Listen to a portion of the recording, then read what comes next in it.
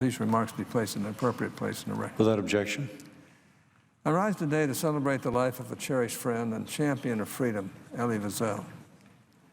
In Auschwitz and Buchenwald, Elie traveled far beyond the limits of human suffering, descending deep into the abyss of agony and pain that surpassed the torment of hell itself. Yet Elie survived this hell, and he lived to tell his story.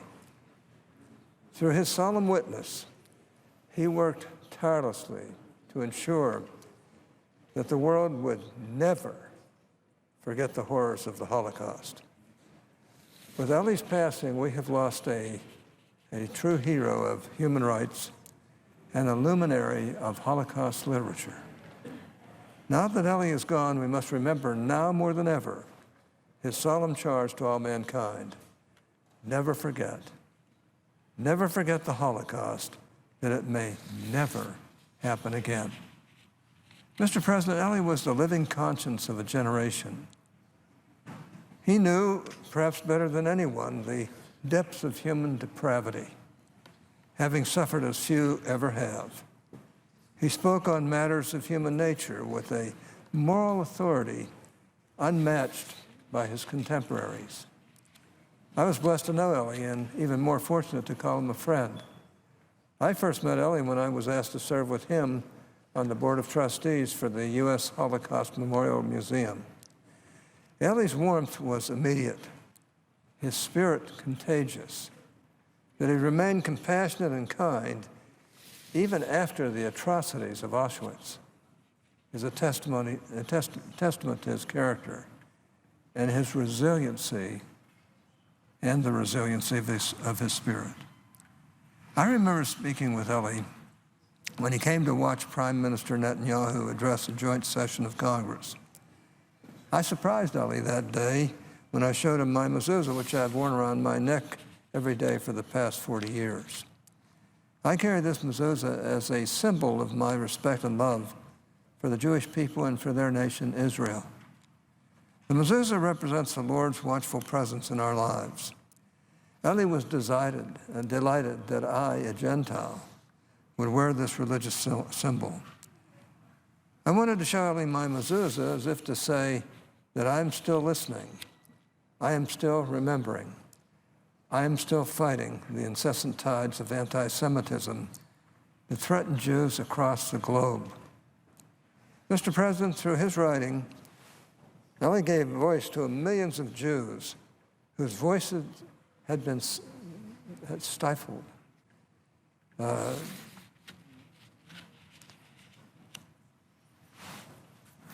And silenced during the genocide. Of course, Elie's account is but one story. There are 6 million more, although we can never begin to fathom the suffering of each individual Holocaust victim. Elie used the power of his pen to make their suffering more tangible to all of us. Night was the foundation for Elie's other works. I strongly encourage all of my colleagues to read Elie's sober account of life in a Nazi death camp. One of Elie's most poignant verses stays with me to this day. Never shall I forget that night, the first night in camp that turned my life into one long night, 7 times sealed. Never shall I forget that smoke. Never shall I forget the small faces of the children whose bodies I saw transformed into smoke under a silent sky. Never shall I forget those flames that consumed my faith forever. Never shall I forget the nocturnal silence that deprived me for all eternity of the desire to live.